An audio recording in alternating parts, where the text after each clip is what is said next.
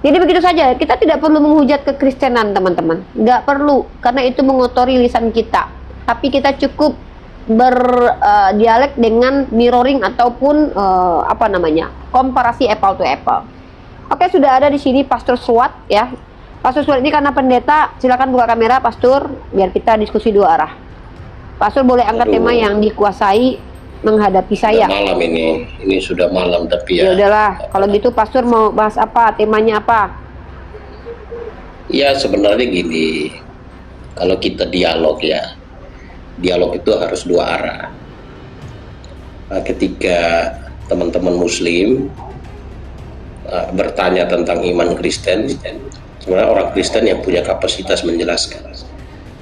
Kalau tidak jelas, ya diklarifikasi lebih lanjut.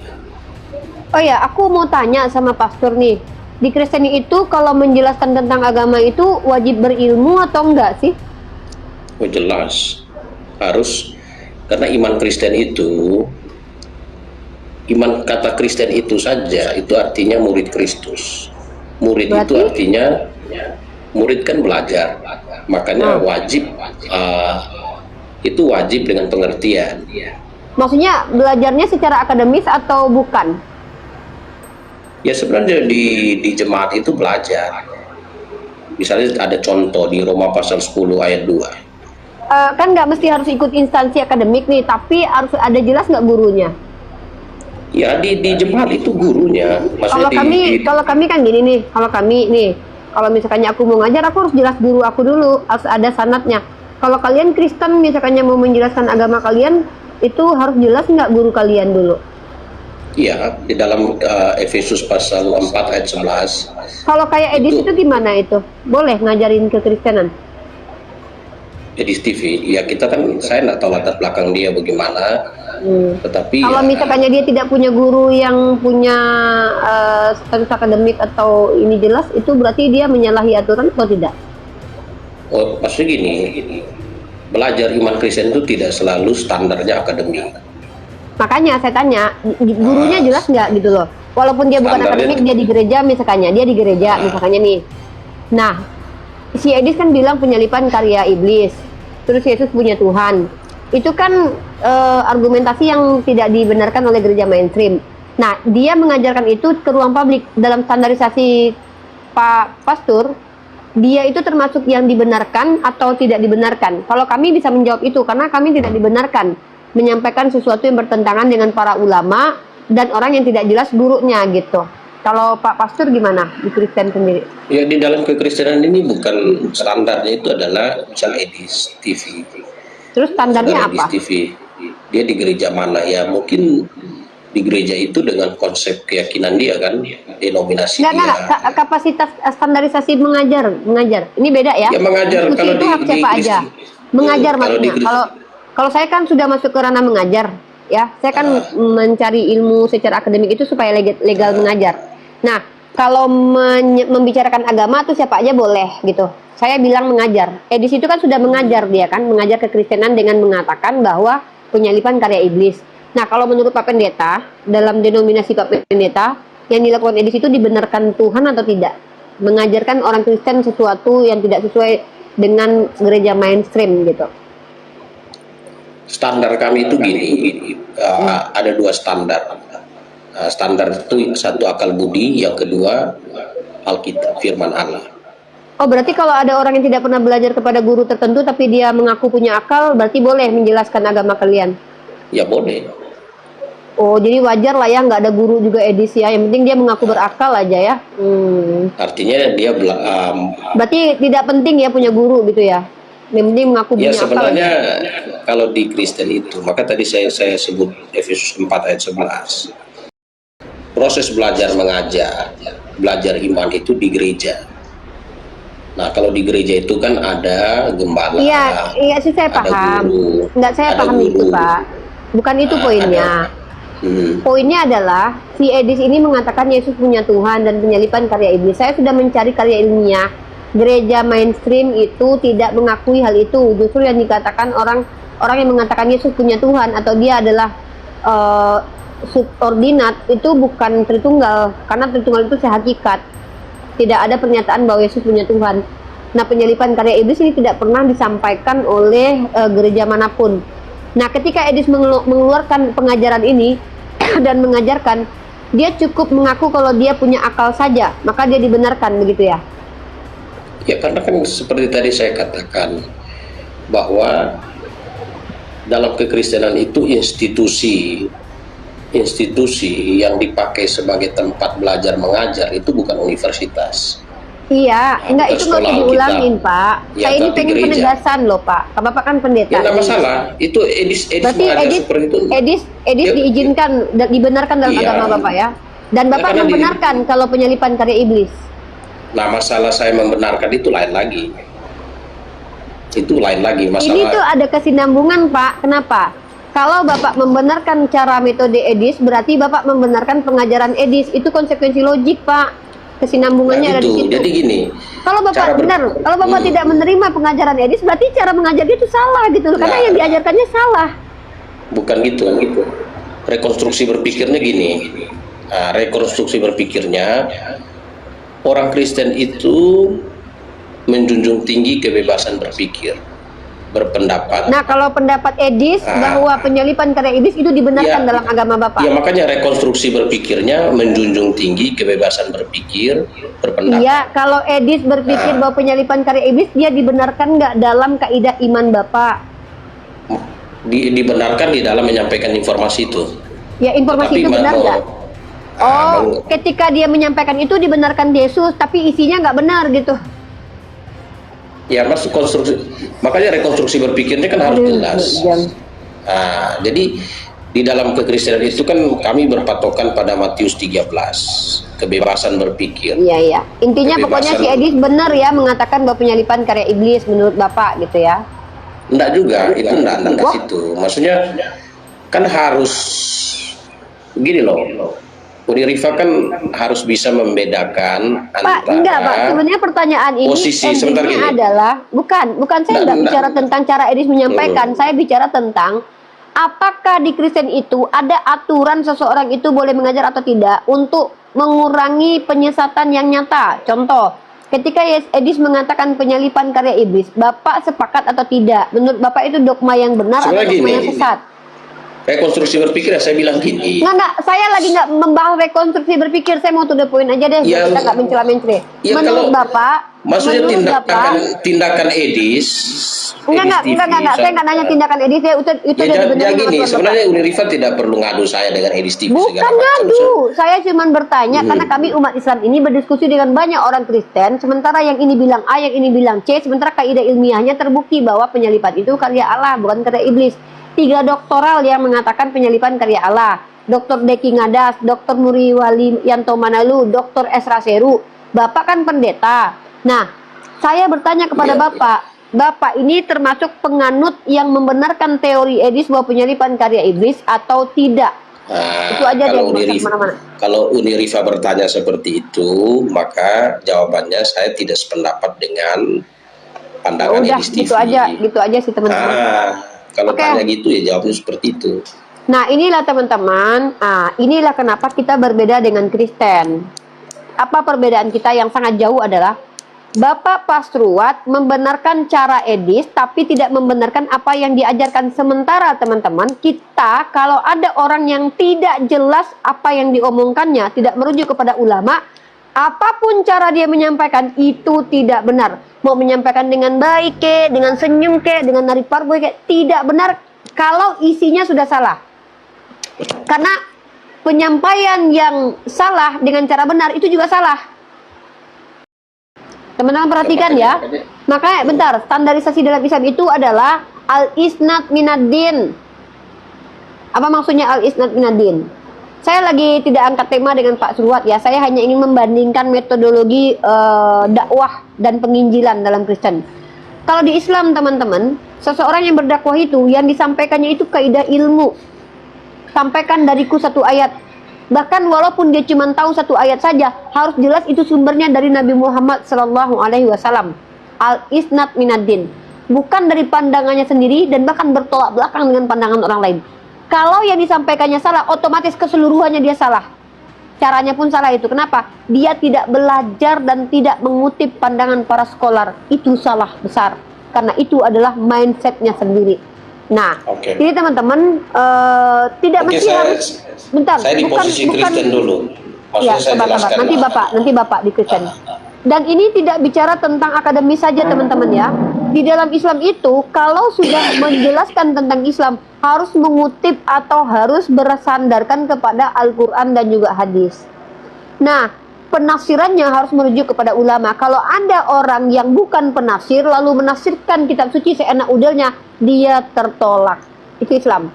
Kalau di Pak Suruat, dia menolak tafsir Edis tentang karya penyalipan, tapi dia membenarkan cara Edis gitu. Rifa dengarkan. Jadi gini, di dalam kekristenan segala sesuatu itu dilakukan berdasarkan instruksi dari Alkitabnya orang Kristen, kitab sucinya orang Kristen. Itu instruksi. Nah, instruksi di dalam kitab suci orang Kristen, nomor satu, manusia itu diciptakan dengan kebebasan berpikir, kebebasan berpendapat, kebebasan mengambil keputusan. Nah, manusia dilengkapi dengan akal budi, dan Tuhan menuntun umatnya dengan kitab suci. Itu dalam Kristen. Nah, itu patokannya. Kemudian ada gereja. Gereja itu sebagai wadah tempat untuk belajar dan mengajar prinsip-prinsip iman. Nah, itu gereja. Nah, kayaknya Bapak bertentangan dengan Bible deh. Bapak buka 1 Yohanes pasal 2 nomor 27. Nggak pakai akal budi, Pak. Silakan. Nah. Ya, saya tahu. Bukan tidak pakai akal budi, tidak gitu. Enggak, baca aja. Iya, kamu tidak perlu diajar oleh manusia, tetapi pengajaranmu harus berasal dari Roh Kudus. Maksudnya gini. Nah, pakai akal budi atau pakai Roh Kudus, Pak? Enggak, Roh Kudus yang dimaksud tuh gini. Makanya Ibu Rifa dengar saya dulu. Nah, jadi yang dimaksud itu adalah pengajaran itu harus bersumber dari pengilhaman Roh Kudus. Nah, tidak boleh pakai Roh Kudus atau pakai akal sendiri. Pengajaran itu standarnya, coba saya bacakan ya. Jadi waktu itu muncul ajaran-ajaran yang pakai cap. 1 Yohanes pasal 2 ayat 27. Nah ini. Sebab di dalam diri kamu tetap ada pengurapan yang telah kamu terima daripadanya, karena itu tidak perlu kamu diajar oleh orang. Tetapi sebagaimana pengurapannya mengajar kamu tentang segala sesuatu, dan pengajarannya itu benar, tidak dusta. Dan sebagaimana pertanyaannya adalah dari ayat itu, kalian mengajarkan umat kalian itu menggunakan akal kalian sendiri atau menggunakan pengilhaman Roh Kudus? Ya, ada dua, akal budi dipakai. Menurut ayat itu, Pak. Kita bicara ayatnya, Pak. Ya, standar ayat ini kan konteksnya gini. Kamu tidak perlu diajar. Waktu kita menerima pengajaran itu akal budi. Nah, ya makanya saya tanya sekali lagi. Menurut ayat ini, makanya kan gini, standar pakai akal Pak, budi. kalau gini, sorry. Itu bertentangan, Pak. Kalau pakai akal budi, nanti kalau ada orang yang menggunakan hukum matematika dengan akal budinya, ilmu eksak. Nah, makanya Uni Rifa dengar saya sebentar dulu. Nah, kita nih TikToknya nggak usah bertele-tele. Kita bicara teknis mengajar nih. Ya, teknis. Teman-teman perhatikan ya, sebab di dalam kamu tetap ada pengurapan yang telah kamu terima daripadanya. Karena itu tidak perlu kamu diajar oleh orang lain. Kalau Kristen mengatakan Tuhan Allah, Tuhan Bapa, Tuhan Roh Kudus itu sama dengan satu, lalu tiba-tiba ada guru matematika mengatakan bahwa itu tiga. Jadi mana yang Bapak terima? Pengajaran dari guru matematika atau pengajaran dari Kristen yang mengatakan tiga itu sama dengan satu? Silakan Pak jawab. Di ayat ini harus dipahami bahwa ada subjek, ada objek. Nah, itu harus dimengerti dulu. Oh, ada subjek, ada objek, Pak. Yang ya kan ada yang diajar, ada yang mengajar. Saya bicara tentang pengajar dari tadi, Pak. Iya, makanya ada yang mengajar, ada yang diajar. Nah, kalau ada yang mengajar, ada yang diajar, berarti nomor satu harus pakai akal budi. Nah, kemudian standarnya. Kalau ada guru matematika mengatakan sebentar, makanya dengar saya dulu. Maksudnya dengar saya dulu. Standar di dalam mengajar, ini kan standar di dalam mengajar. Standarnya itu ini. Tetapi sebagaimana pengurapan mengajar kamu. Jadi standar mengajarnya itu harus bersumber dari Roh Kudus. Nah, sumber dari Roh Kudus dijelaskan di dalam 1 Timotius 2 Timotius 3 ayat 16 itu dari pengilhaman. Segala tulisan yang diilhamkan Allah. Standarnya itu harus kitab suci orang Kristen, yaitu Alkitab. Ini dari Lama dan akal Perjanjian Baru. budi. Ya, saya tanya, Tritunggal ini dari akal budi atau dari ilham Roh Kudus? Ya, Tritunggal, kalau bicara Tritunggal, kita pakai akal budi memahami ilham Roh Kudus. Dalam 1 Yohanes pasal saya tidak sebentar, 1 bertanya Yohanes pasal bagaimana cara 5. enggak, Bapak pahami pertanyaan saya. Tritunggal ini ajaran dari ilham Roh Kudus atau dari pemikiran akal manusia? Silakan dijawab.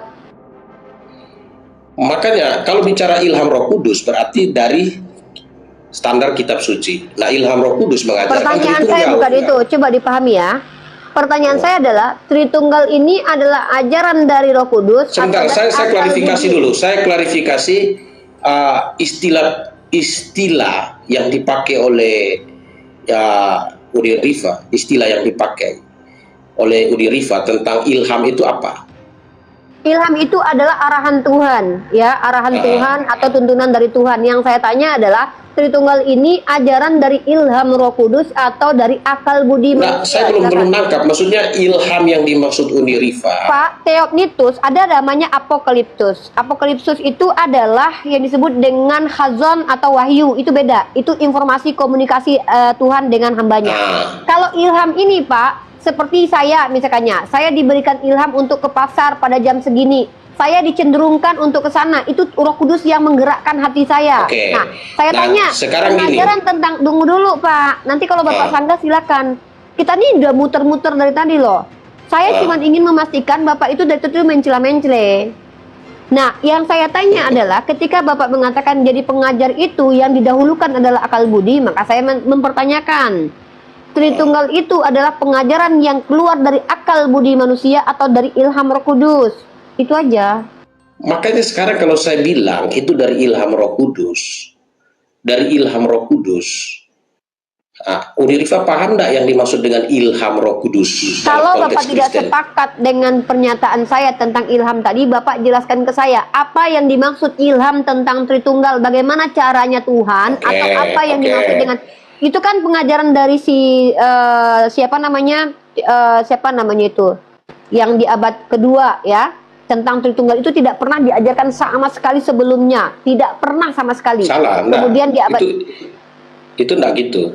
Jadi ya udah, silakan tunjukkan sebelum di abad kedua, sebelum Tertullianus mengatakan gini, di dalam pengilhaman, yang pengilhaman dalam konsep iman Kristen yaitu kitab suci orang Kristen, Perjanjian Lama dan Perjanjian Baru, konsep Tritunggal itu dibicarakan. Nomor 1 dibicarakan oleh Yesus Kristus. Bapak nggak ngerti pertanyaan saya deh kayaknya deh. Ya, dibicarakan Tritunggal dalam konsep saya baptisan. Tanya, yang mengajarkan Tritunggal pertama sekali siapa nama orangnya? Yang mengajarkan pertama sekali konsep Tritunggal tercatat dalam Matius. Silakan dibaca. Matius 28 ayat 19 sampai 20. Baptislah mereka dalam nama Bapa, Anak, dan Roh Kudus. Oke, sebentar. Itu kan baptislah dalam nama Bapa, Putra, Roh Kudus. Di mana di situ ada penjelasan lebih lanjut bahwa 3 nama ini adalah satu pribadi, tiga pribadi, satu hakikat. Silakan. Sebenarnya gini, dalam posisi gramatikalnya saja jelas. Silakan. Posisi gramatikalnya saja jelas karena onoma di situ tunggal. Ya. Jadi onoma di situ tunggal. Yang mana, Pak? Dalam nama Bapa di situ dia pribadi.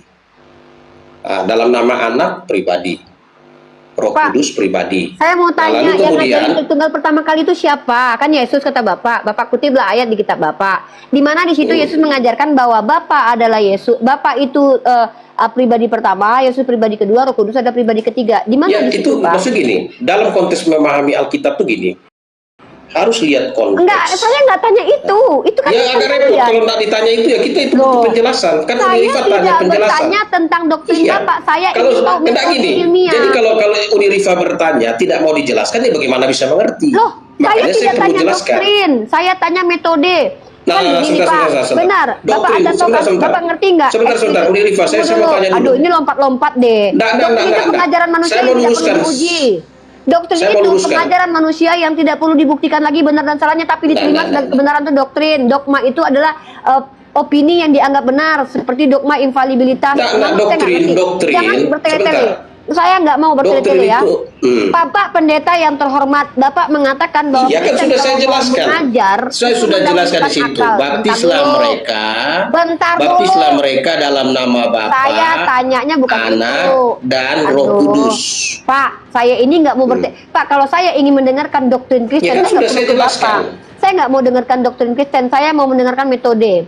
Perhatikan baik-baik, saya mempertanyakan metode. Nah sekarang Tadi saya Bapak- tanya metode sekarang kan di Aduh. dunia ilmiah Bapak ada banyak jangan, metode. Bapak kita ini bukan orang bodoh. Nah Masa sekarang kita kan gini, mendefinisikan Ulirifa mau pakai metode apa? strategi. Kalau bicara metode kan Saya gini. justru bertanya metode Bapak. Gimana sih di Bapak? Saya mau bertanya Oke, metode saya kasih tahu kalian. metodenya. Belum Metode di lagi, dalam memahami apa kitab ini? suci. Saya tidak Oke. bertanya metode memahami kitab suci Bapak. Saya bertanya kepada Anda, metode Anda menafsirkan ayat itu, ya, ayat yang Anda katakan ayat itu adalah satu tunggal, itu metodenya apa? Itu nanti. Oke, Tapi saya kasih mau- tahu ya, belum metodenya. selesai. Ini orang Oke, nggak sabar. metodenya. Pak, Saya kasih tahu bentar metodenya. dulu. Pak, Bapak tahu nggak asal kita diskusi ini? Gara-gara pernyataan Bapak sendiri yang bilang bahwa kami para pengajar ini mendahulukan akal. Saya tunjukkan Bapak ayat Bukan mendahulukan akal. Tadi saya bilang ada dua standar. Aduh, Mak Jang. Dua Inilah standar di makanya dalam menilai diskusinya kayak kebenaran. gini, karena Bapak tidak tangkap poin saya dulu. Makanya tangkap poin saya dulu biar Bapak ngerti. Dan tadi pengen keburu, ingin berhawa nafsu, ingin menjawab aja sih. Enggak, Ini nggak Ulirifa dapat enggak poinnya. pernah mendengarkan saya. Maksudnya gini. Saya tadi nggak butuh tanya apa yang Anda jelaskan itu. Saya Oke. tidak mau mendengarkan apa yang Anda jelaskan itu. Karena saya nggak butuh. Kalau saya pengen tahu doktrin Kristen, saya cukup baca jurnal saja. Capek dengerin kalian. Nah, Dengarkan lalu baik-baik gimana? nih. Mau ditanya apanya? Dengarkan baik-baik. Dalam agama Anda, menjadi pengajar itu harus belajar kepada guru tertentu atau tidak? Anda jawab apa tadi? Tidak.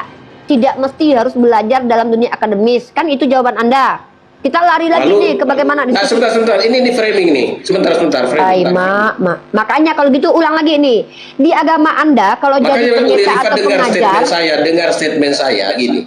Di pertanyaan dalam saya ulangi. kekristenan. Enggak, pertanyaan saya Oke. ulangi dulu.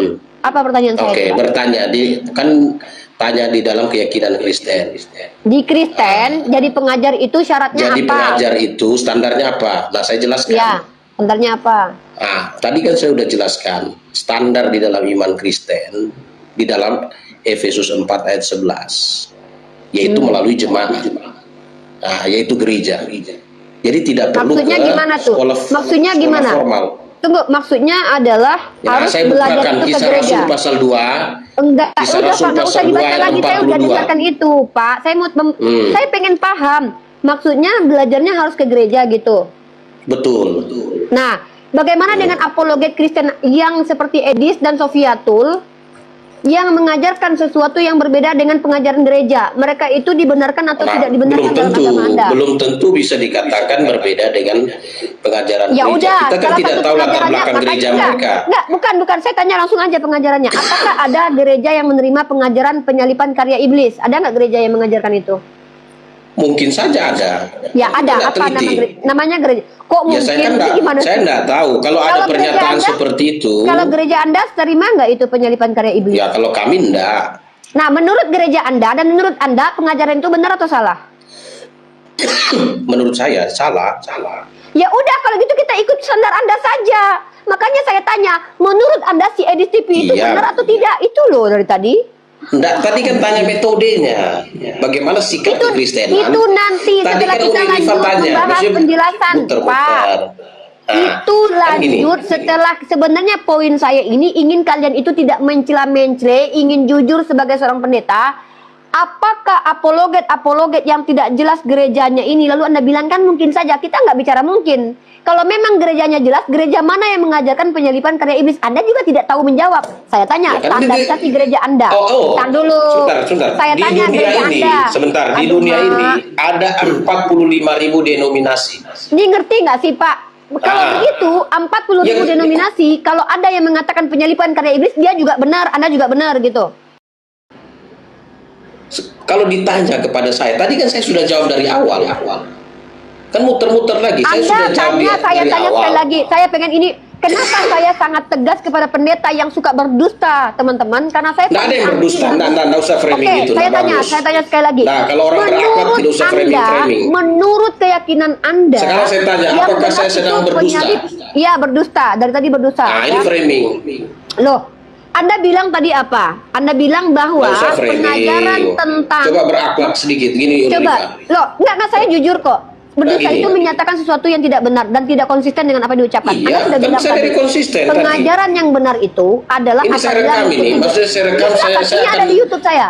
Oke, Ada saya di akan YouTube menilai saya. mana yang lebih banyak ngomong. Silakan. Ya. Memang saya banyak ngomong. Nah. Kenapa? Karena Nah, Anda itu, tadi makanya. berbohong. Saya tanya sekali lagi ini untuk penekanan. Silakan Tadi kan dijawab tanya pertanyaan metode. saya.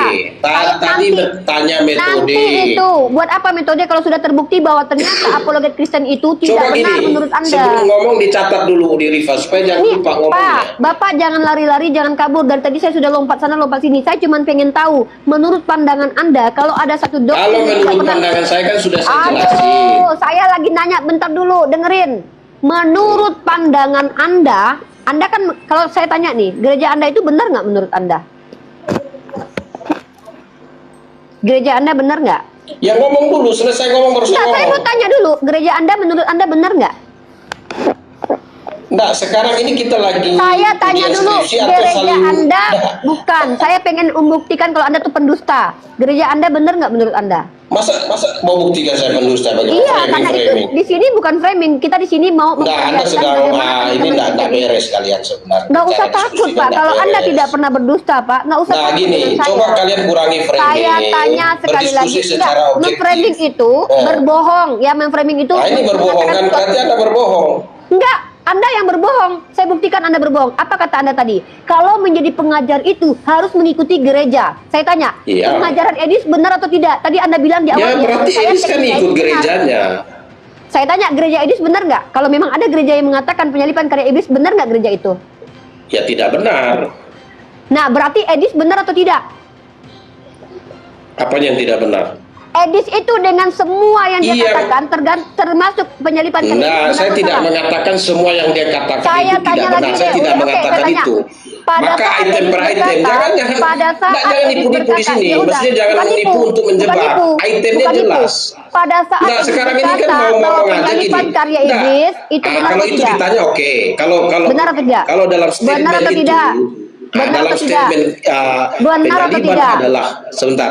Benar Kalau atau dalam tidak? statement penyaliban itu adalah karya iblis, itu tidak benar. Nah, udah teman-teman, stop.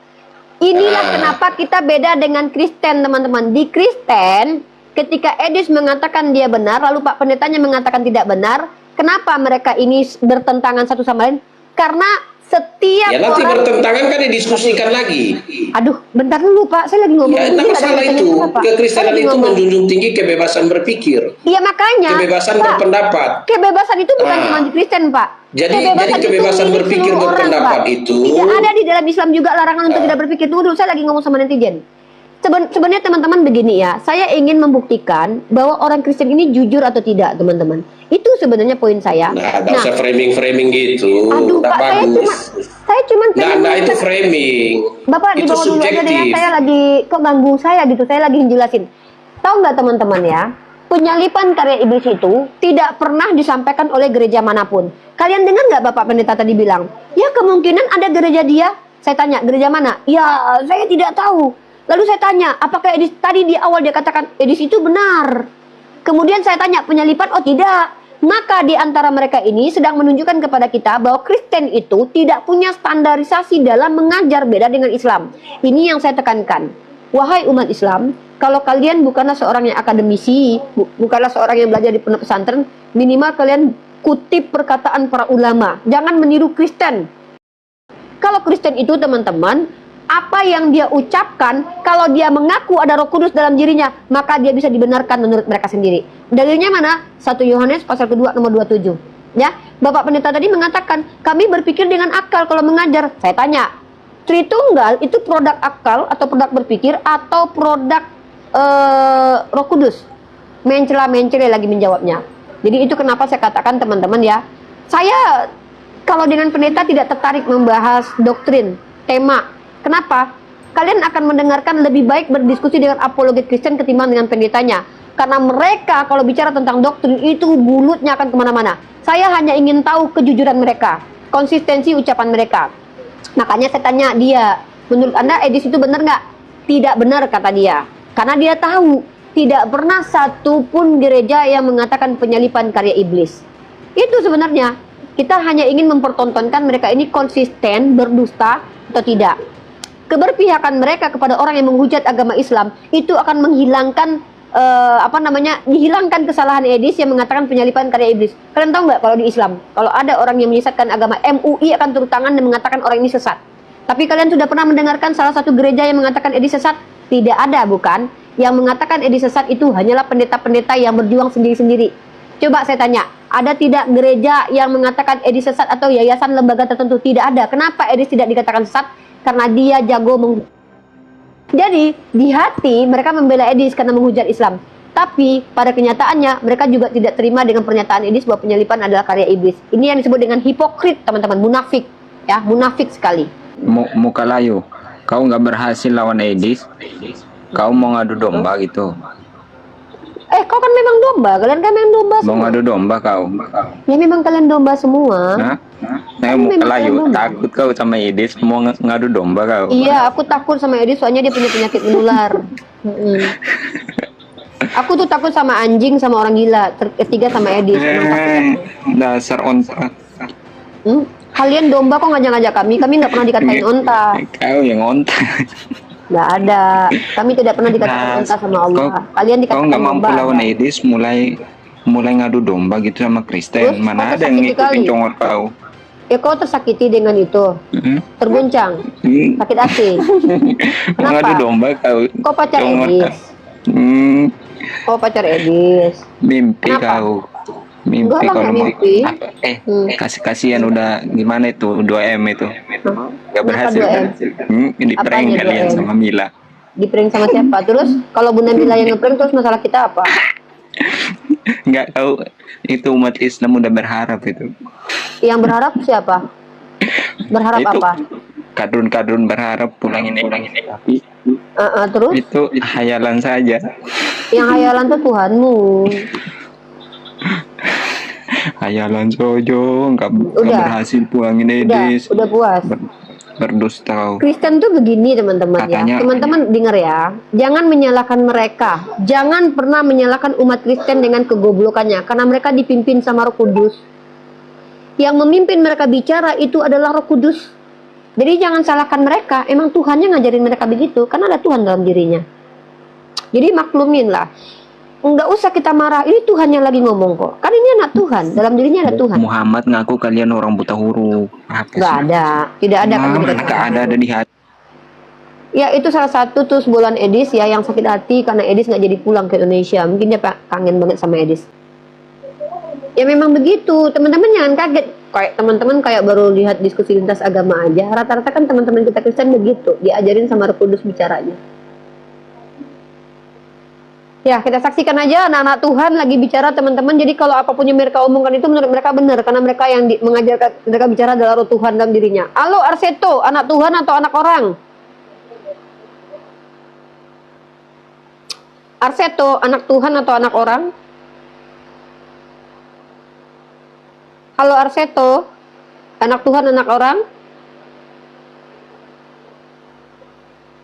Ada pneuma nggak dalam diri kamu? Ada Roh Kudus nggak? Kalau nggak ada Roh Kudus turun. Saya pengen ngobrol sama Roh Kudus. Punya Roh Kudus dalam dirinya? Arseto, Ada, ada Roh Kudus dalam Iya. dirinya? ada. Oke, berarti Kalau anak kamu Tuhan gimana? ya? Ada teroris dalam diri kamu. Oh nggak ada. dong. Ada darah teroris dalam diri kamu. Ada darah membenci Yahudi, membenci Kristen dalam diri kamu. Nggak, Karena kamu kebetulan memang agama diajarin saya dalam bukan Al-Quran. berasal dari agama Martin Luther. Jadi nggak ada kebencian terhadap Yahudi. Perasaan saya yang 6 juta membunuh orang Yahudi itu adalah Hitler yang dipengaruhi oleh Martin Luther. Jadi nggak ada nenek moyang saya Kristen Protestan nggak ada. Tapi kan di Islam berarti kan ini Roh diajarkan Kudus. untuk membenci. Oh nggak ada, Membenci yang diajarkan membenci itu Kristen, dalam membenci Lukas pasal Yahudi 14. kan. Nggak ada, coba tunjukin dalilnya. Nah ini Tuhan yang ngajarin berbohong teman-teman. Tuhan yang ngajarin membina Al-Quran kita. Jadi ada Roh Kudus dalam dirinya, iya katanya. Berarti ini Roh Kudus yang ngomong ya. Dengarkan baik-baik. Yang mengatakan di Al-Quran diajarkan kebencian itu Roh Kudusnya, bukan dia. Jangan salahkan si Arseto ya.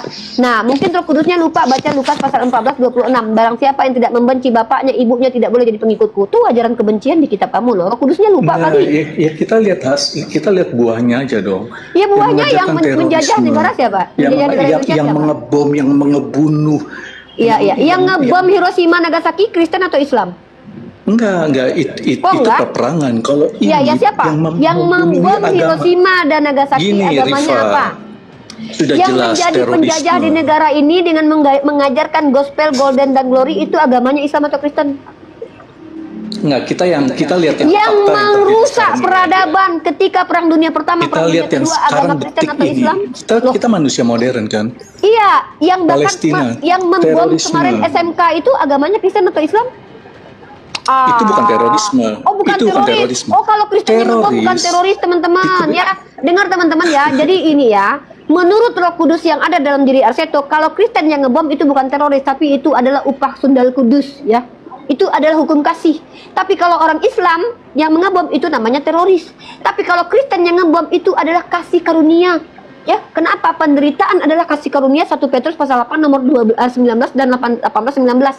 Jadi kalau ada Kristen yang menyakiti orang lain, itu adalah kasih karunia Tuhan. Semakin kau menderita, semakin kasihlah Tuhan. 1 Petrus pasal kedua nomor 18 sampai 19. Tapi kalau orang Islam yang ngebom itu teroris. Kalau Kristen yang ngebom Nagasaki, Hiroshima, SMK kemarin, itu bukan teroris, tapi itu adalah kasih karunia Theos, ya. Begitu kan, Dek? Nah, karena yang ngomong itu adalah Tuhan, teman-teman, nggak boleh tolak. Kalian jangan marah kalau Arseto bicara, karena yang bicara ini bukanlah si Arseto, tapi Tuhannya yang ngajarin dia memfitnah agama kita. Kenapa? Ya mungkin dengan cara begini Tuhannya bisa memuliakan dirinya sendiri, karena yang ngomong itu Roh Kudus, ya.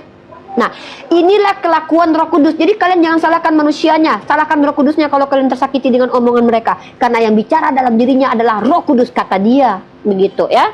Jadi kalau yang membom SMK kemarin itu bukan teroris, teman-teman ya. Ingat, saya ulangi sekali lagi. Menurut Roh Kudus, kalau yang ngebom itu oten, bukan teroris, tapi kasih karunia bersama Tuhan. Nih. Jadi kita nggak bisa ngelawan Tuhannya, guys. Karena dia Tuhan, suka-suka dia lah. Kan ada lagunya. Suka-suka Tuhan saja. Kalau Kristen ngebom SMK, bukan sebuah tindakan terorisme, teman-teman ya. Saya ulangi sekali lagi ya. Kalau ada umat Kristen yang ngebom masjid, itu bukan teroris. Itu adalah anak Tuhan yang bisa melakukan apapun karena dia didampingi sama Roh Kudus. Itu bentuk kasih karunia. Tapi kalau Islam yang ngebom itu baru teroris. Kan gitu ceritanya. Coba kalian lihat Roh Kudus yang ada bekerja di gereja-gereja mereka ketika ada seorang perempuan meminta susu, diberikan nggak sama Roh Kudus? Enggak. Tidak diberikan sama Roh Kudus. Gereja itu penuh Roh Kudus, teman-teman. Maka gerejanya itu diwanti-wanti sama Roh Kudus mungkin. Jangan berikan, nanti ketipu. Tapi kalau di Islam kan gak ada Roh Kudus tuh di masjid. Tapi tetap memberikan bantuan kepada non-muslim. Karena gak punya Roh Kudus. Kenapa? Emang kelakuan Tuhannya begitu. Jangan salahkan mereka. Jangan salahkan. Saya tidak sepakat kalian menyalahkan umat Kristen. Salahkan Tuhannya. Karena mereka bicara memfitnah, memframing, itu Tuhan yang ngajarin. Dia yang bilang tadi ya. Makanya saya tanya, kamu punya Roh Kudus nggak? Punya. Berarti setiap ucapannya itu ucapan Tuhannya. Itu ya. Sebelum kepada Ance ya, kita ini dulu nih. Kenapa tidak bisa di-post ulang? Bisa kok, aku post ulang ini. Ya, ini sebagai data saja ya. Apakah yang disampaikan oleh Edis itu ya, ini dalilnya ya. Bisa dibesarkan lagi. Oke. Nah, ini. Ya. Benarkah yang dikatakan oleh Edis itu? Yohanes pasal 13 ayat 2. Ketika mereka sedang makan bersama, ya, saya ulangi, ketika mereka sedang makan bersama, iblis telah membisikkan rencana dalam hati Yudas, anak Simon Iskariot, untuk menyerahkan dia, yaitu Yesus. Jadi iblis telah membisikkan rencana penyalipan di sini, ya. Saya tidak menyimpulkan, tetapi biar Bible lah yang menyimpulkan. Benarkah yang dikatakan oleh Edis TV, ya, karya penyelamatan itu berasal dari iblis? Maka Alkitablah atau Bible lah yang memutuskan, menentukan benar atau salah apa pernyataan Edis. Oke? Nah, selanjutnya ayatnya yang ke-27. Ini. Sesudah Yudas menerima roti itu, ia kerasukan iblis, ya. Saya ulangi. Sesudah Yudas menerima roti itu, ia kerasukan iblis, lalu Yesus berkata kepadanya, "Apa yang hendak kau perbuat, perbuatlah dengan segera." Nah, di sini diungkapkan sesudah Yudas kerasukan iblis, Yesus langsung respon, "Apa yang engkau lakukan, lakukanlah." Ya. Saya yakin Yesus memiliki hikmat yang sangat luar biasa. Dia mengetahui persis bahwa Yudas telah kerasukan setan. Oke? Nah, inilah yang menentukan benar tidaknya apa yang dikatakan oleh Edis TV. Saya tidak memutuskannya. Oke, mari kita membaca Bible. 1 Korintus pasal 5 ayat yang kelima.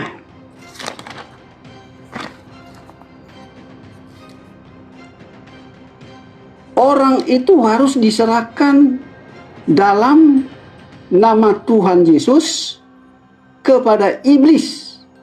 Ya, ini kepada iblis. Sehingga binasa tubuhnya agar rohnya diselamatkan pada hari Tuhan. Jadi di sini dalam nama Yesus diserahkan kepada iblis. Ya. Nah, kawan-kawan, sekali lagi saya katakan, saya tidak menyimpulkan hal ini, tetapi dalilnya ada. Nah, inilah saya masuk di sini. Ya. Jadi Pak Dance, bagaimana pandangan Unirifa? Ya, sulit untuk umat Kristen ini. Mereka terus konsili lagi. Kenapa? Dalil yang mengatakan bahwa penyalipan karya iblis itu ada. Tapi masalahnya, sepanjang sejarah kekristenan tidak ada satupun teologi Kristen dari gereja manapun yang mengatakan penyalipan karya iblis. Baru Edis satu-satunya boleh dikatakan aliran Edis ini namanya Ediisme. Mungkin kalau Pak Dance dulu tahu ada namanya aliran Nestorius, Marcion. Itu kan pemikiran-pemikiran yang berbeda dari yang lain-lain tuh. Sama. Ediisme ini adalah aliran soteriologi berbeda. Kalau soteriologi Calvinis kan beda. Soteriologi kearmenian beda. Soteriologi universalis beda. Soteriologi Ediisme atau Iblis TV ini beda nih. Atau soteriologi iblisisme. Soteriologi atau keselamatan karena pengaruh iblis. Ini akan jadi nanti mungkin Pak Dance suatu saat kalau kita panjang umur sama-sama Pak Dance 5-10 tahun akan datang akan ada denom baru di mana namanya soteriologi iblisisme by Edis TV. Itu terjadi sepanjang sejarah kekristenan Pak Dance. Di mana mereka percaya bahwa penyalipan itu karya iblis, jadi keselamatan itu hasil karya iblis gitu. Dan dalilnya tuh ada. Nah, inilah kenapa Kristen ini terpecah menjadi beberapa denominasi. Karena doktrin mereka apabila diucapkan kadang bertentangan dengan kitab sucinya. Doktrin contoh penyalipan karya Allah itu kadang bertentangan dengan beberapa ayat. Tapi sesuatu yang sejalan dengan kitabnya itu ditolak oleh mereka secara ramai-ramai. Tapi muncul orang-orang yang dengan gagah perkasa berani membuktikan bahwa dia sesuai dengan kitab suci. Apa itu? Penyalipan itu betul-betul karya iblis. Sebenarnya kalau kita merujuk di antara para pendeta teologi dan juga Edis, sebenarnya Edis ini lebih alkitabiah kalau penyalipan karya iblis. Memang faktanya begitu seperti yang disampaikan Pak Dance. Tapi masalahnya doktrin bertentangan dengan isi kitab suci. Karena doktrinnya adalah penyalipan karya Allah. Dalilnya ada nggak mereka? Ada juga. Yaitu apa? Nubuatan tentang kematian Yesus. Padahal itu secara tekstual tidak ada nubuatan bahwa akan ada Tuhan mati, itu nggak ada. Yang ada itu adalah akan muncul Mesias. Nah itu, tapi mereka membuat doktrin yang bersandarkan kepada ayat itu yang diklaim sebagai ini dasarnya ayat ini loh, bahwa memang akan ada Mesias yang akan mati gitu. Padahal yang Mesias itu yang menyelamatkan mereka, orang Yahudi. Nah seperti inilah teman-teman kenapa Kristen ini sulit sampai detik ini itu berubah menjadi benar. Kemudian kenapa mereka itu cenderung sekarang tuh kalau kalian lihat itu lebih menyerang personal, tantrum, terus kabur-kaburan kalau diskusi, karena bicara ilmiah dengan kitab mereka tuh sulit sekali. Nah ini kita contoh nih, ini punya Roh Kudus atau enggak dalam dirimu? Wah, Punya Roh Kudus enggak? Punya Roh Kudus enggak? Punya. Nah dengar baik-baik, silakan ngomong. Ini Tuhan yang ngomong nih teman-teman. Tadi kau bilang di Al-Quran nggak ada ini ayat terang. Tidak ada perintah untuk membenci seperti di kitabmu. Mana tidak ada? 26. Coba kau buka di Al-Baqarah ayat 29 sama. Saya hafal itu. Silakan. Iya. Ya, apa? Di mana kata membenci di Nah, situ? itu apa itu perangi orang kafir gimana itu? Itu bukan membenci, perangi orang kafir ya, memang memerangi orang kafir yang memerangi kami ya boleh, karena kami diperintahkan memerangi orang yang memerangi kami. Mana ada Jangan kan kau penjelasannya kafir. seperti itu? Loh, Tahu tafsir ayat kami kan baru. bukan cuma itu aja. Buka Di dulu dalam makanya. Al-Quran, kalian diizinkan berperang kalau diperangi. Itu ayatnya Gimana? jelas. Nah, ada ayatnya. Kalau kutunjukkan ayatnya, kau mampu Iya. nggak membacakan Lukas 14:26? Bisa nggak? Aku minta kau bacakan Lukas 14:26 sekarang. Ayat ini. Ini Tuhan yang ngomong nih teman-teman ya. Jadi jangan salahkan Kristen. Ini adalah Tuhan yang bicara teman-teman ya. Karena di dalam, nah itu Tuhan yang ngajarin dia tuh. Tuhannya yang mengajarkan untuk menghina muka orang. Jadi jangan salahkan Kristen karena Tuhannya ada Roh Kudus dalam dirinya. Jadi Roh Kudusnya yang ngajarin dia. Bilang aja muka layu. Itu Roh Kudus yang ngomong ya. Tuh ya. Jadi teman-teman jangan salahkan Kristen kalau mereka menghujat fisik orang lain karena itu Tuhannya yang ngajarin ya. Jangan salahkan dia. Dia udah ngaku tadi ada Tuhan dalam dirinya ya. Atau ayat 1 2 3 di sini juga wahai Jangan orang-orang lari-lari beriman. dulu. Jangan lari-lari dulu. orang-orang Roh Kudus kau kayaknya Roh Kudus mau menghadapi aku kok kabur-kaburan sih? Ini saya lagi debat sama Roh Kudus teman-teman ya. Nih, saya lagi debat sama Roh Kudus. Ya, bentar. Nih kita tunjukkan ayatnya. Nih. Ya, kita baca teman-teman dalam Quran surah Al-Baqarah ayat 190 ya. Dan perangilah di jalan Allah orang-orang yang memerangi kalian. Nah, Roh Kudus kau nggak ngerti itu bahasa Indonesia. Sekarang aku tanya sama kau. Coba kau tunjukkan sama aku. Kau bacakan Lukas 14:26. Nggak mampu Roh Kudusnya teman-teman. Roh Kudusnya itu ketakutan sama saya. Bacakan Lukas 14:26. Wahai orang-orang beriman, perangilah orang-orang kafir Bacakan di Lukas, sekitarmu. nggak malu Roh Kudus baca Bible teman-teman, karena Roh Kudus Iya, habis ini itu saya cuma baca. pengen. Iya, habis itu saya Ya udah baca. silakan baca. Ini, Silakan Roh Kudus. wahai orang-orang beriman, perangilah orang-orang kafir di sekitarmu dan hendaklah mereka merasakan sikap tegas darimu. Ketahuilah bahwa Allah beserta orang-orang yang bertakwa. Betul, Terus, kami harus itu apa? memerangi orang kafir yang memerangi kami. Quran surah Al-Baqarah sudah mengatakan, iya memang. Terus kau bilang nggak Masa ada. kami nggak mau? Masa kami ada? Bukan ajaran membenci. Lukas 14:26. Ajaran membenci beda loh. Memerangi Berdusta dengan kau. membenci itu beda. Tadi kau bilang nggak ada. Membenci Ternyata dengan ada. berperang itu sama nggak? Perangilah. Arti membenci Emang- apa? Iya, Berperang dengan membenci itu beda. Berperang itu sedang melakukan perlawanan kalau kau dilawan orang. Membenci itu memiliki kebencian dalam hatimu. Coba kau baca Lukas 14:26. Nggak ada di situ diperangi Roh duluan. Kudus jijik baca Lukas 14:26 teman-teman. Di situ Karena nggak ada Roh Kudus tahu disuruh kalau itu perangi ajaran duluan kok. kebencian. Mana sih? Ada. Ini saya sudah tunjukkan. Sekali lagi Di baca situ kitab nggak Roh ada Kudus. disuruh perangi. Nggak Roh ada di Kudus, ayat ini. Pneuma, silakan dibaca Lukas Di ayat 14:26. ini nggak Ada Quran surah Al-Baqarah ayat diperangi duluan. 190. Tapi tiba-tiba dengan ibu si Allah langsung kan bilang kurang perangi Roh lagi. Kudusnya emang kurang ajar. Roh Kudusnya takut banget sama Tuhan kita sampai menghujat Tuhan kita. Jadi jangan salahkan Kristen ya, salahkan Tuhannya. Tuhannya memang biadab, Tuhannya yang brengsek, bukan mereka. Karena mereka yang bilang dalam diri aku ada Roh Kudus. Dia yang bilang kan, Roh Kudusnya yang brengsek memang teman-teman. Yang menghujat Allah itu Roh Kudusnya, bukan dia. Jangan salahkan dia ya. Kalian jangan salahkan dia. Saya sekali lagi ingatkan, jangan kalian salahkan Kristen karena menurut Kristen di dalam dirinya ada Roh Kudus. Jadi yang menghujat Allah itu adalah Roh Kudusnya. Karena Roh Kudusnya keder. Di dalam Al-Quran jelas diizinkan berperang kalau diperangi, tapi di kitabnya sendiri diajarkan untuk membenci. Makanya kurang ajar memang Roh Kudusnya itu ya. Roh pneuma dalam dirinya itu kurang ajar teman-teman, karena menghujat Allah. Kenapa? Mungkin takut kalah pamor dari Tuhannya kita, karena nggak berani baca kitabnya. Ya, jadi yang kurang ajar itu bukan umat Kristen. Kalian jangan salahkan umat Kristen. Karena apa? Tadi dia mengaku ada Roh Kudus dalam dirinya, maka kekurangan ajaran dia di koma kita itu adalah Tuhannya yang ngajarin, ya. Itu konklusi teman-teman ya. Yang mengajarkan dia menghujat Allah adalah pneuma hagios, bukan diri mereka sendiri. Karena dia tadi sudah mengatakan bahwa di dalam dirinya ada roh Tuhan atau pneuma hagios. Jangan kalian salahkan mereka. Jangan kalian marah-marah sama mereka. Kita nggak bisa marah sama mereka loh. Karena itu Tuhan yang mendampingi mereka begitu. Emang Tuhannya yang kurang ajar menghujat Allah. Ya karena Tuhannya mungkin keder sama Allah mungkin. Insecure Tuhannya sama Allah mungkin. Ya karena Allah tidak pernah mengajarkan kebencian. Jadi dia terguncang. Wah, ternyata kitab gua nih yang mengajarkan kebencian. Nah, ini kenapa saya katakan menjadi Kristen itu enak sekali. Kalau mereka kurang ajar, itu bukan mereka yang disalahkan. Mereka aja berdosa, Tuhannya yang tanggung kok. Jadi kalau mereka menghujat, berarti bukan mereka yang salah, tapi Tuhannya yang salah. Dengarkan baik-baik ya.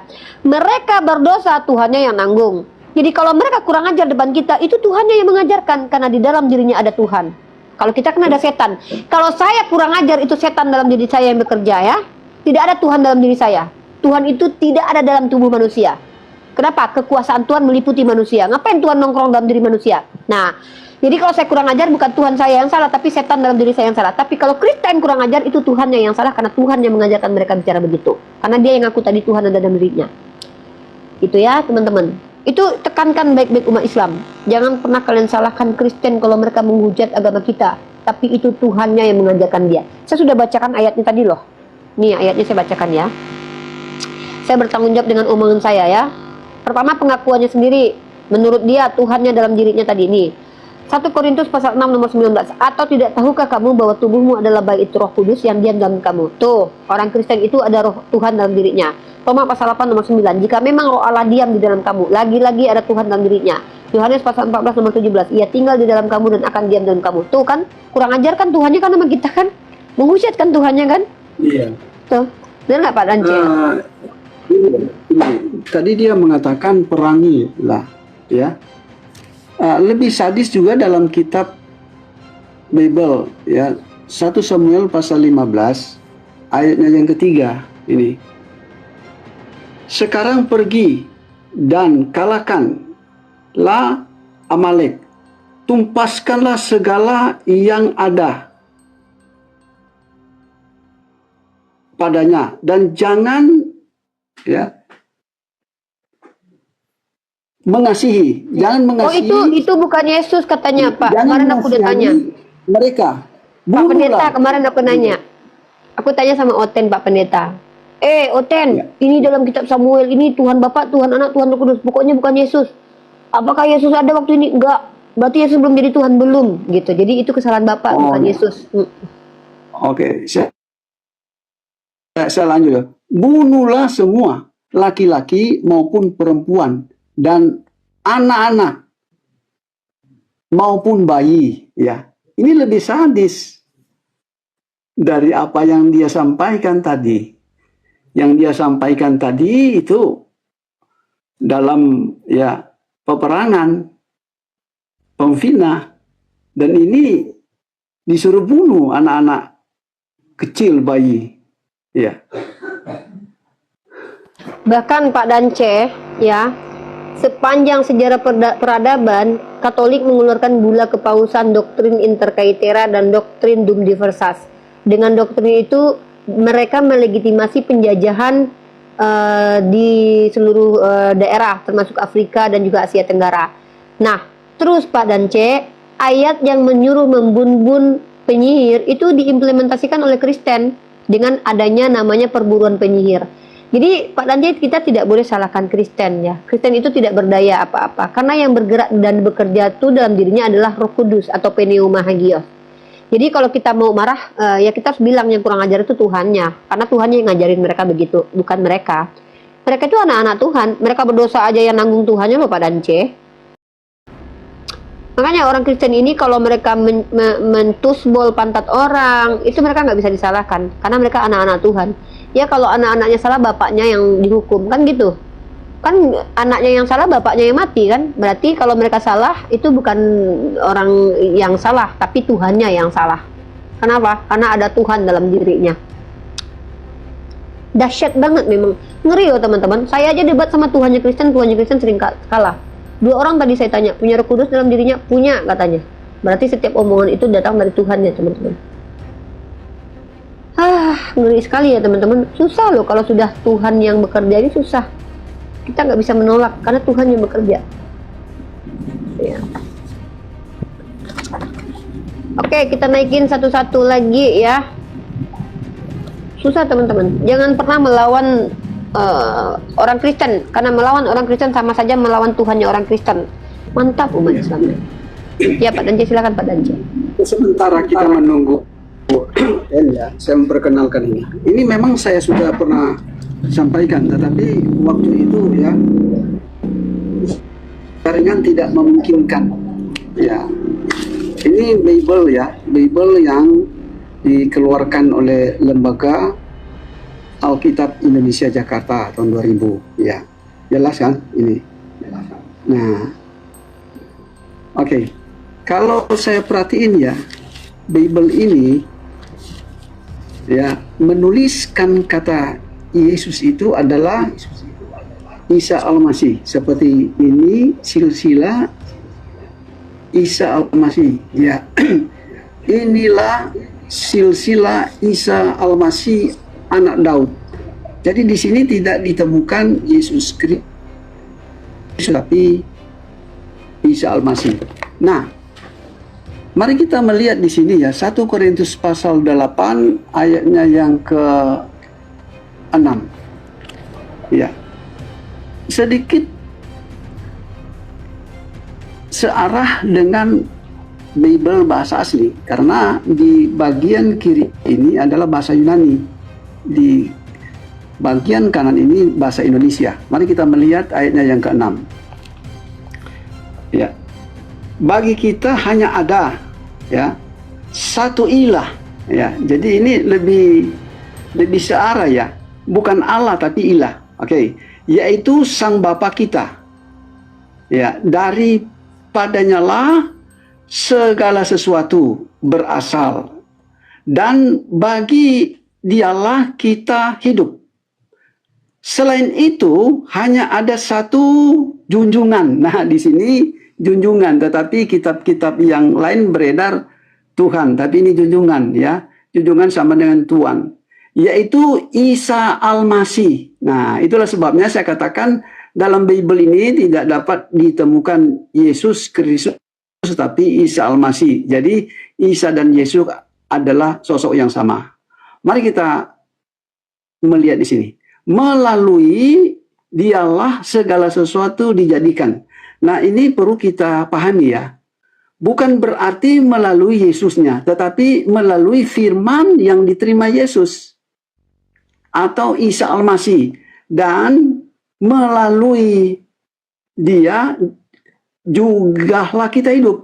Ini kata melalui, jadi perantara ya, lebih dekat dengan bahasa asli ya, bukan oleh tapi melalui ya, mediasi karena ada kata melalui ya, bukan sesuatu yang ada pada Yesus, tetapi Sang Pencipta itulah ya yang mengatur segala sesuatu melalui firman yang ada pada Yesus. Oke.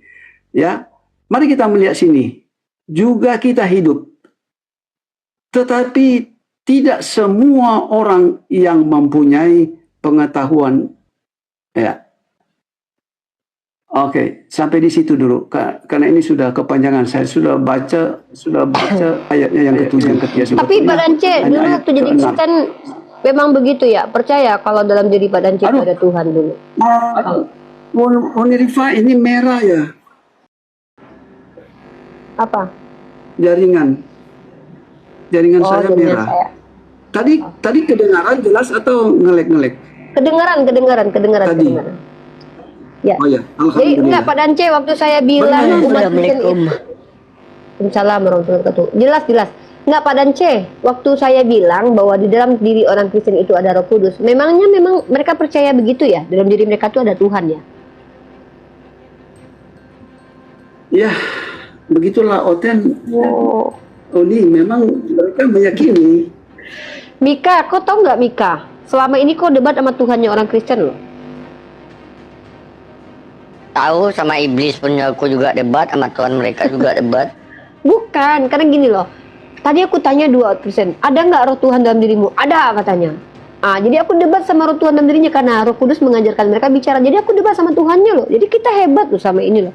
Kita debat tuh bukan dengan orang lagi, dengan Tuhan kita debat. Keren kan kita? Iya, karena ketika Yesus berjumpa dengan malaikat aja, roh Tuhan mereka lebih takut daripada malaikat. Malaikat yang memberikan kekuatan kepada roh Tuhan mereka di dalam tubuh Yesus. Ya juga sih. Tapi kenapa kita debat sama Tuhan mereka selalu kalah ya? Karena hayalan saja. Ini membuktikan sebenarnya mereka tuh menghayal, mengaku-ngaku ada Tuhan dalam dirinya. Padahal itu cuma omong-omong aja ya. Masa Tuhannya kalah sama aku debat berkali-kali sih? Dia gini Uni, ya, mereka ini tak bola balik ya. Tuhan mereka turun ke bumi mengaku sebagai anak manusia. Mereka yang di bumi mengaku sebagai anak Tuhan. Jadi mereka nggak kompak. Ya juga, mereka ini nggak ada kompaknya. Tapi ini benar loh. Ini memang paradok banget loh. Tuhannya turun ke bumi, ngaku jadi manusia. Manusia ngaku punya roh Tuhan dalam dirinya. Emang bener mereka. Iya juga ya. Iya. Nah. Karena kenapa Uni? Karena gini. Ini bukti bukan ajaran dari Tuhan. Ini bukti bukan firman Tuhan. Kenapa? Segala sesuatu yang kontradiksi, segala sesuatu yang buruk itu datang dari iblis katanya. Lihat Bibel mereka membongkar aib orang kerjanya, aib nabi mereka yang niduri anak, yang berkosa adik. Makanya mereka ketika baca Bibel, makanya ketika mereka membaca Bibel, mereka tengok membongkar aib mereka sendiri sekarang. Jadi gara-gara isi Bibel yang membongkar aib orang, mereka imani, nah mereka membongkar aib sendiri-sendiri. Agatha dibongkar oleh si Lina, si Edis dibongkar oleh si Rudy Yohanes, si yang lainnya si Sob Katul dibongkar oleh Edwin Huta Barat. Kenapa? Karena Tuhan mereka aja tidak menutupi aib umat terdahulu. Ada suami diambil, anak meniduri ayah, nabi mereka mabuk, telanjang jalan-jalan. Jadi ini Bibel, kitab suci mereka aja membongkar aib, apalagi mereka. Karena mengimani kitab suci yang membongkar aib orang. Ini membuktikan bahwa bukan ajaran yang baik. Kalau di Al-Quran, Mika, Fir'aun itu bukan nama aslinya.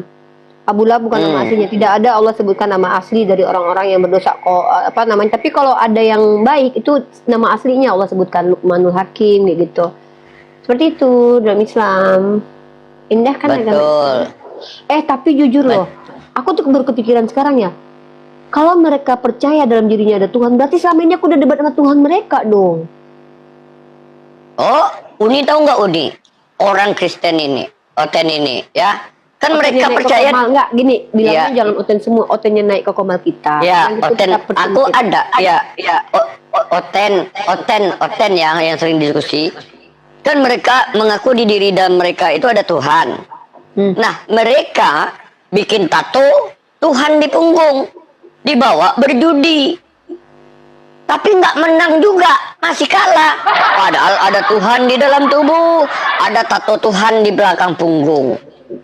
Nah, ketika udah dua faktor di dalam, gambar Tuhan dengan roh Tuhan di dalam tubuh mereka, nggak juga menang, kalah juga kemarin. Ya gini sih. Aku tuh Nah, kesel banget loh, berarti aku udah debat sama Tuhannya Oten selama ini, tapi mereka nggak. Jadi aku udah debat sama Tuhannya Oten selama ini ya. Udah aku mau tidur dulu. Mika lanjut ya, aku tetap parkul. Aduh, aku juga mau tidur. Udah kayak gitu. Kita stop dulu Udah, ini yang di YouTube ya. Oh ya teman-teman, ingat ya, hati-hati jangan marah sama umat Kristen kalau mereka menghujat. Kenapa? Karena itu bukan mereka, tapi roh Tuhan dalam diri mereka bicara. Yaitu roh Tuhan mereka. Jangan kalian lawan roh Tuhan dalam diri mereka. Masa kalian mengalahkan roh Tuhan yang Oten berdebat? Nggak enak kita. Udah ngalah aja sekali gitu loh. Lawan kalian Tuhan yang Oten loh. Ya Pak Dance. Itu betul ya, Umi bilang tadi. Boleh dibesarkan lagi? Oke, Pak Dance. Ini. Ya. Oke, Kisah Para Rasul pasal 2 nomor 4. Ya. Lalu mereka semua dipenuhi dengan Roh Kudus. Ah beneran, Nah. berarti kita debat sama Tuhan yang Oten. Iya, mereka meyakini bahwa mereka penuh dengan Roh Kudus. Ternyata ya, bukan hanya orang percaya yang penuh dengan Roh Kudus. Yesus pun penuh dengan Roh Kudus. Nah, saya buktikan sini. Wah, Yesus kepenuhan Tuhan. Oh iya, kepenuhan Tuhan. Nah, ini Tuhan menunjukkan kepenuhan bahwa Tuhan. Yesus bukan Tuhan. Oh, gitu. Nah, ini Yesus kepenuhan. Yesus yang penuh dengan Roh Wah, ternyata Kudus. Tuhan kepenuhan Tuhan. Iya, kembali dari Sungai Yordan, lalu dibawa oleh Roh Kudus ke Hah? padang gurun. Tuhan kepenuhan Tuhan lalu dibawa Tuhan lagi. Iya, ini loh. Iya, Yesus yang kepenuhan Roh dibawa Iya. sama Roh. Yesus yang Itulah. kepenuhan Yesus yang adalah Tuhan kepenuhan Tuhan lalu dibawa sama Tuhan. iya. Gini ya. Ketika Roh Kudus itu memenuhi Yesus, maka jiwa yang terdiri dari akal, kehendak, kemauan, emosi Yesus dalam gerakan kuasa Roh Kudus itu sendiri. Sehingga Yesus berbicara, akulah yang awal dan yang akhir. Yang berbicara itu sepenuhnya Tapi itu Roh Tuhannya yang Kudus ngomong. sendiri. Oh. Gitu. Aduh, berarti setiap orang Kristen bicara itu Tuhan yang ngomong berarti ya Pak Dance ya?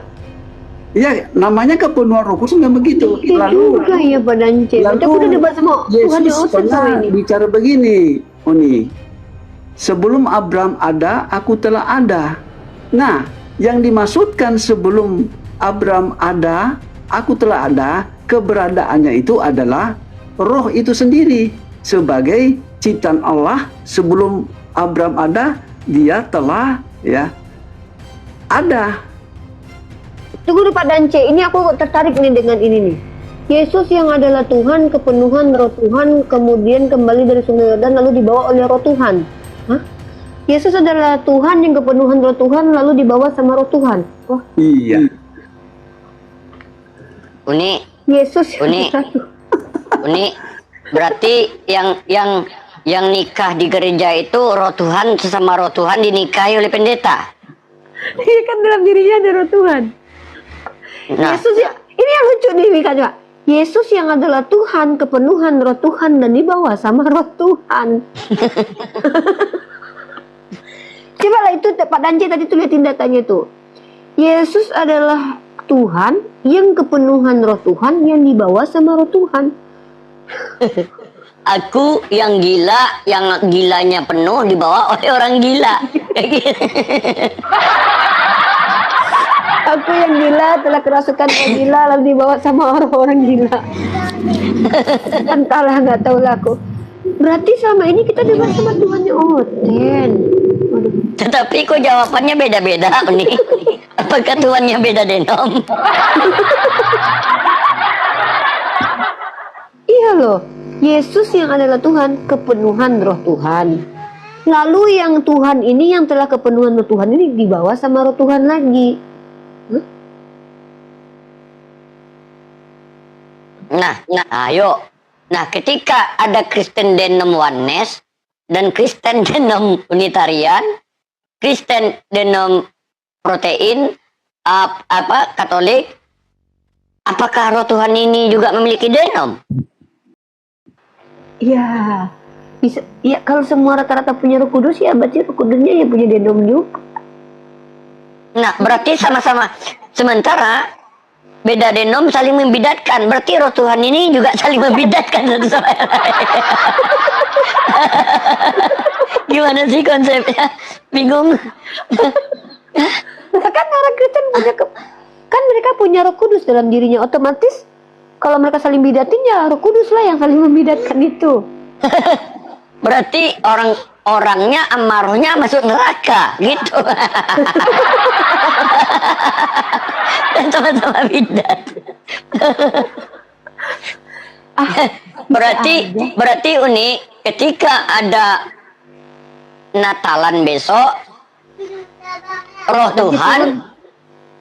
Tuhan merayakan kelahiran Tuhan. Karena orang Kristen kepenuhan Roh Kudus, ketika dia merayakan ulang tahun Tuhan, maka pada waktu itu Roh Kudus sedang merayakan ulang tahun Tuhan yang bukan roh tapi manusia yang kepenuhan Roh Kudus yang pernah dibawa sama Roh Kudus. Oh ya ngaku nih. Gimana sih konsep? Aduh.